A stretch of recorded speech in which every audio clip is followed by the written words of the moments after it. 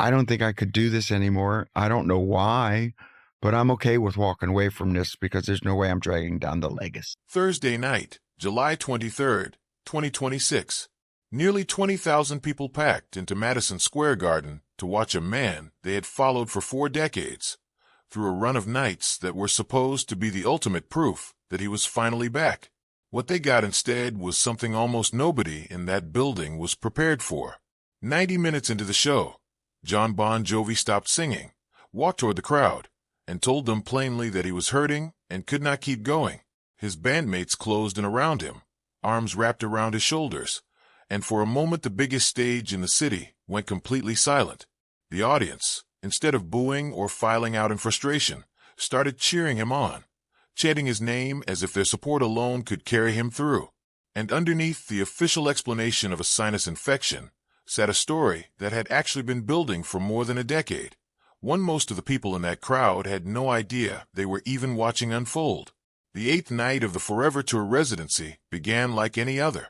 No opening act, just the house lights dropping and the band walking straight into the set, to a roar that shook the upper deck. But longtime fans who had caught earlier nights of the run noticed something was off almost immediately. The voice that had carried stadiums since the 1980s sounded thin, effortful, like a man rationing something that was running out fast.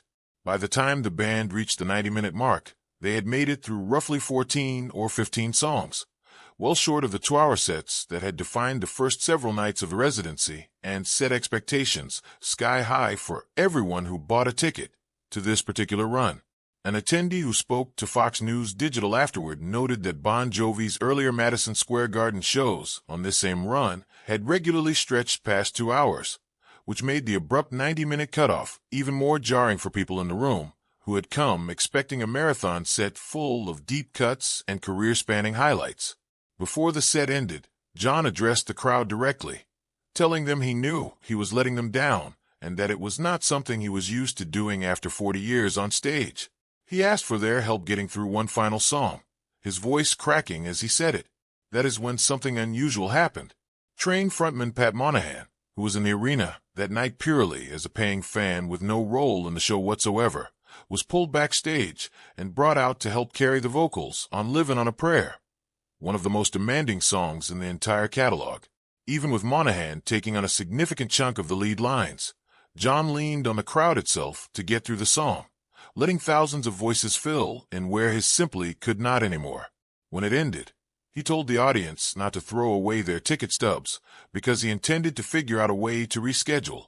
He added that he would be seeing them again soon and that he simply needed to cool it for a night. Then, one by one, he hugged his bandmates, Tico Torres, David Bryan, Phil X, Hugh McDonald, John Shanks, and Everett Bradley, before giving the crowd a thumbs up and walking off into the wings. A representative later told outlets, including ABC News and Rolling Stone, that Jon had been dealing with a sinus infection that led directly to the show's early ending.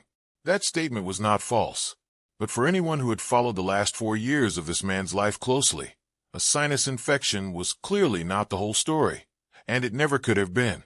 This was a vocal system held together by surgical implants, being pushed through a 9-show residency at 64 years old, and the strain had already been visible for at least a night or two before it finally gave out completely in front of a sold-out house of paying fans. Online, the reaction was divided but overwhelmingly compassionate. Many fans called the moment heartbreaking, yet said they were still moved by the sheer effort he had visibly given before the cutoff. One person who had actually been present 2 years earlier during the show that eventually pushed Jon toward surgery said watching the same warning signs resurface so early into this new run was deeply unsettling, almost like watching history quietly repeat itself in real time. What makes this particular moment sting even harder for longtime fans is the sheer scale of what Jon had already survived just to get back on that stage in the first place. This was not a young artist testing the waters of a first arena tour. This was a man in his mid-60s, 4 years removed from a surgery most performers his age would never have attempted, standing in front of the exact crowd that had watched him build an entire genre-defining career from the ground up. Every ticket sold for this residency carried an unspoken understanding among fans that they might be witnessing something historic, either a genuine, full-throated return to form, or the final visible chapter of a story that had been quietly unfolding away from the spotlight for more than 10 years. To understand what really happened on that stage, you have to go back more than a decade, to a moment that had nothing to do with illness at all, and almost nothing to do with what most fans assumed was the origin of this entire saga. In 2013, guitarist Richie Sambora walked away from the band hours before a scheduled show in Calgary, in the middle of the Because We Can tour. He had been open about struggling with addiction and family strain for years, and he later said the decision came down to needing to be present for his daughter during a difficult period. What often gets lost in that story is what his departure actually did to Jon's voice specifically, separate from the drama of the exit itself. Sambora was not just a guitarist standing off to the side. He was the other half of a vocal blend that had defined the band's sound since the 80s, trading harmonies and call and response lines that anchored their biggest anthems. When he left, Jon absorbed 80 remaining tour dates, essentially singing double duty, covering harmonies that had never been his job alone to carry night after night.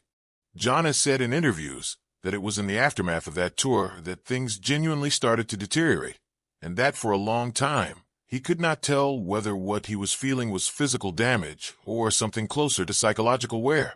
By 2015, the symptoms had become harder to hide from close listeners: a breathier tone, noticeably less raw power, occasional pitch slips that had never once been part of his performances before. He has since described feeling like his body had simply given out from under him, without him fully registering how far the decline had gone until it was already serious and difficult to reverse. What followed was years of quiet, largely private trial and error, conducted mostly out of public view. He has talked about trying laser treatments, acupuncture, extensive vitamin regimens, even collagen injections, essentially anything that might slow down or reverse what was happening inside his throat. Between 2015 and 2019, he kept touring anyway, performing through a body that was working against him at every turn, because stopping was not something that occurred to him yet as a real option. Think about that for a moment. The isolation of knowing something inside you is quietly failing, the one thing your entire identity is built on, and trying every available remedy while telling almost nobody how frightened you actually are. It is worth pausing on just how unusual that period of silence really was for a man who had spent his entire adult life on stages in front of thousands of people at once. For most of his career, the road was not just a job. It was the primary way he understood himself and his place in the world.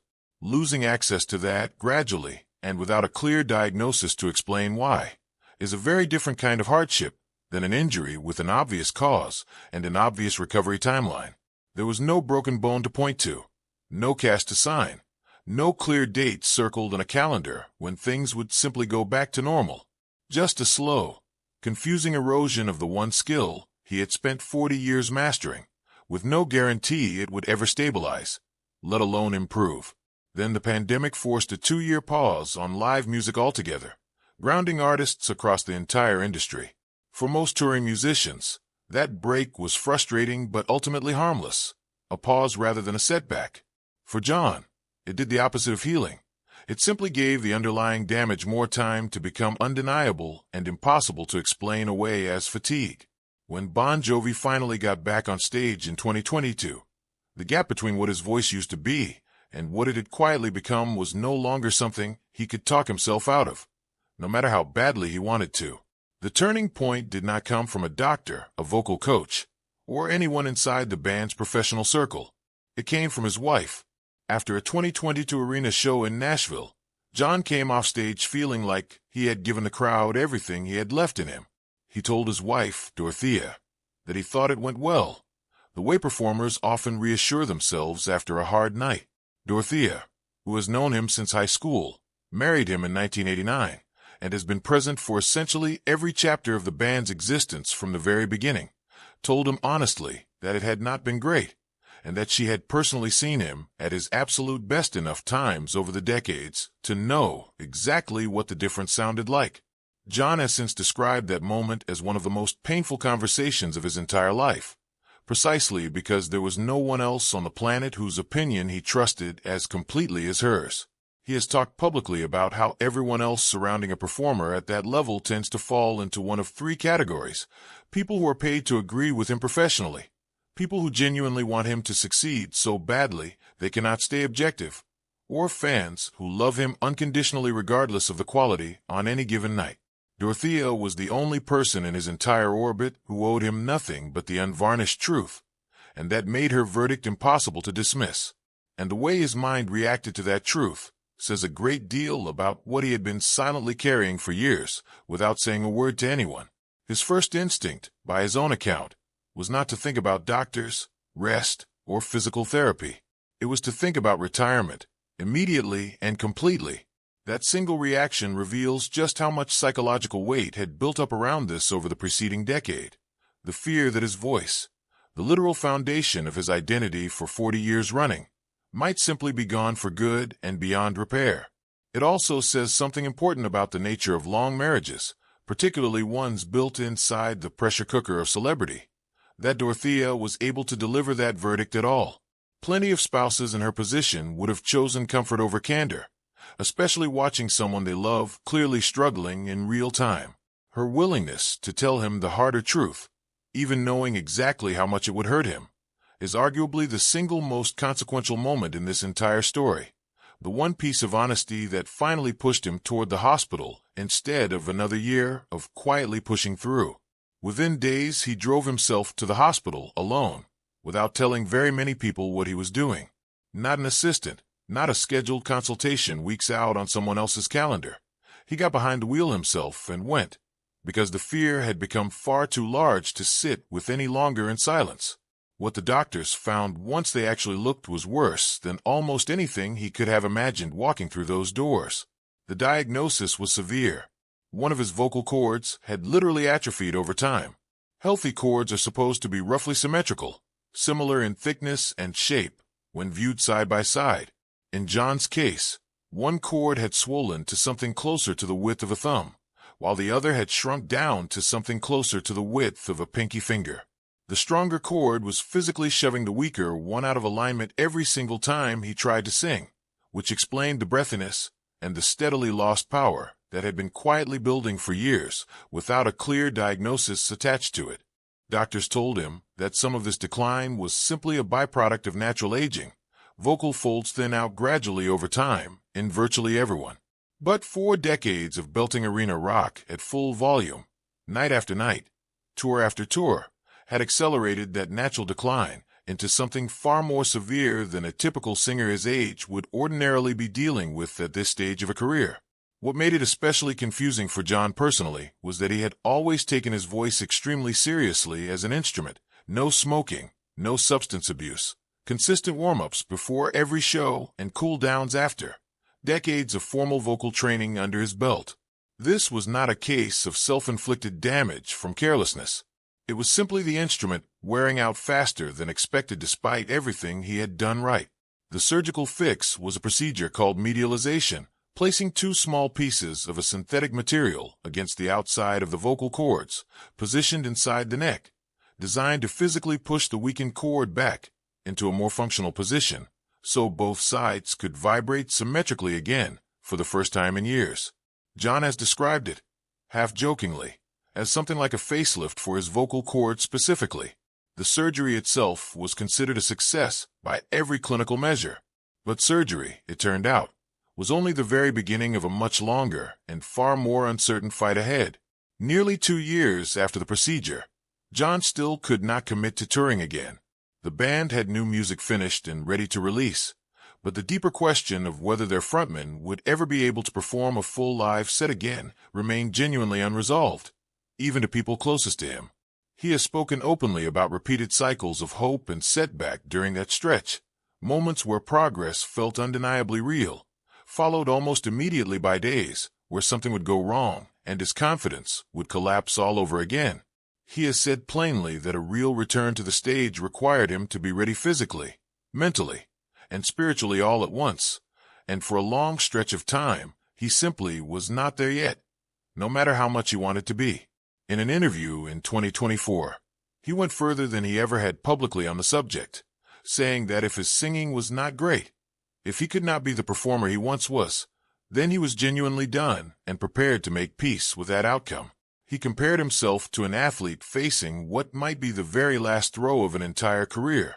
And he said something that captured exactly what he was afraid of becoming more than anything else: a performer who keeps going long after the magic is gone, propped up by nostalgia and past glory rather than any real, present-day ability. What is easy to miss in a story built almost entirely around vocal cord surgery is everything that was happening around Jon while all of this uncertainty played out behind closed doors. Not one member of the band walked away during those long, uncertain years. Nobody quietly pursued side projects as a fallback exit strategy. Nobody floated the idea of retirement for themselves, even as the band's future remained completely unclear. Tico Torres kept showing up behind the drums. David Bryan kept showing up at the keys. Phil X, Hugh McDonald, John Shanks, and Everett Bradley kept turning up to rehearsals as though a tour date was already locked in, even when there was nothing on the calendar and no guarantee one would ever actually materialize. Jon has said publicly that the sacrifices those musicians made during that specific period were on a completely different level from anything he had experienced in the band before, that every single day, without fail, they simply showed up and stayed by his side. That kind of loyalty, extended patiently over years with absolutely no promised payoff at the end of it, is the sort of thing that sustains a person just as much as it sustains a career on paper. There's also something worth noting about how Jon chose to talk about all of this once he finally did open up publicly, first in scattered interviews and later at length in a docuseries chronicling the band's history.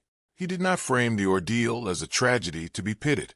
He framed it, consistently, as a mechanical problem he was determined to solve through discipline and patience, the same way he had approached every other obstacle across a 40-year career. That framing mattered enormously to how fans ultimately received the news, transforming what could have been read as a story of decline into something closer to a story of quiet, stubborn perseverance against long odds. Even Richie Sambora, the man whose sudden departure back in 2013 had arguably set this entire chain reaction in motion in the first place, publicly said he would be open to returning if Jon's voice genuinely came back. More than a decade after walking away from the band entirely, the door between them had somehow remained open the whole time. That alone tells you how much was riding on Jon's recovery, not just for him personally, but for the extended family of people whose lives had been tangled up in this band for the better part of 40 years. In October of 2025, Jon appeared on national television to formally announce the Forever Tour, kicking off with an ambitious residency at Madison Square Garden. The comeback, after years of silence and uncertainty, was finally official.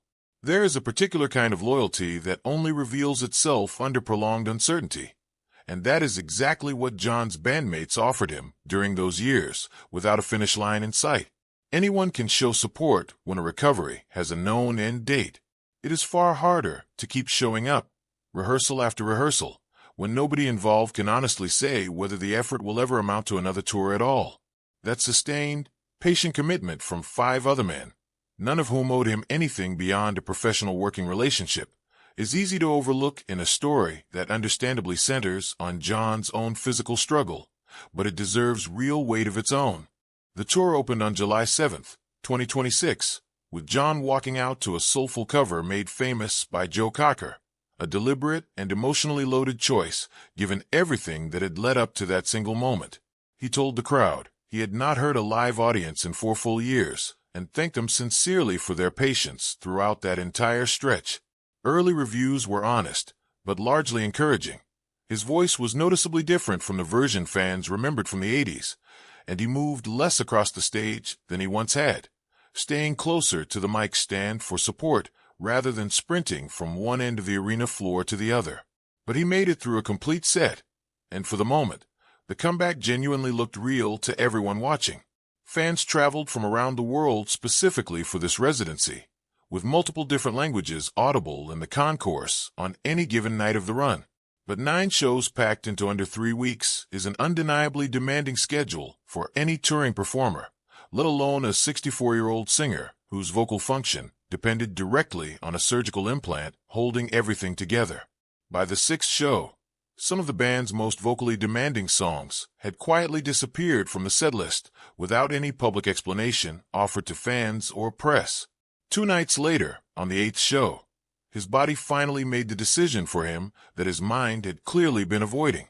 Watching those first few nights unfold, it became clear that this residency was never going to be a simple nostalgia tour where the band coasted on old hits without pushing themselves. Every setlist choice, every song retained or quietly dropped, functioned almost like a running diagnostic of exactly how much Jon's voice could handle on any given night. Fans who tracked the setlists closely across the run could see the story shifting in real time, watching which songs stayed and which songs disappeared, long before any official statement caught up with what was actually happening on stage. In the days immediately following the cancellation, the 9th and final Madison Square Garden date remained officially on the schedule, along with 5 European stadium shows scheduled for late August and September, including stops in Edinburgh, Dublin, and London. The financial and emotional stakes tied to altering any single one of those dates were enormous, not just for the band and everyone employed around the tour, but for the tens of thousands of fans who had already booked flights and hotels from across the globe specifically to be there. But Jon had already told the world exactly where his personal line sat, back in 2024, long before any of this played out in public. He said he never wanted to become the artist who kept performing purely out of obligation once the quality was genuinely gone. The sinus infection explains what happened on that specific night. It does not explain the years that quietly led up to it, one setback at a time. What actually happened on July 23rd was the visible edge of a decade-long story about a man whose greatest fear was letting an audience finally see him as less than he used to be, paired with a rebuilt voice that, even after everything, may still carry limits it simply cannot push past, no matter how badly he wants to. Jon Bon Jovi built an entire career on refusing to quit under any circumstances. He is the kid from Sayreville, New Jersey, who opened for ZZ Top at Madison Square Garden back in 1983, and went on to sell more than 130 million records worldwide across a career spanning 4 decades. He has outlasted lineup changes, the loss of original bassist Alec John, such in 2022, a silent decade of vocal decline that almost nobody outside his inner circle understood, career-threatening surgery, and years of uncertain, painstaking recovery that tested every ounce of patience he had. Whether the Forever Tour actually lives up to its ambitious name now depends entirely on what his voice can still endure in the weeks directly ahead, and the only person who truly knows that answer is the same man who stood at the edge of that Madison Square Garden stage, hand pressed against his chest, and chose honesty over performance, one more time in front of 20,000 people who simply refused to stop cheering for him. Let us know in the comments what you think Jon should do next, and whether this comeback can still survive a setback this serious after everything it took to get here. If this story moved you, share it with anyone following Jon Bon Jovi's journey, because this chapter is clearly far from finished, and the next several weeks may ultimately end up defining how the entire Forever Tour is remembered for years to come.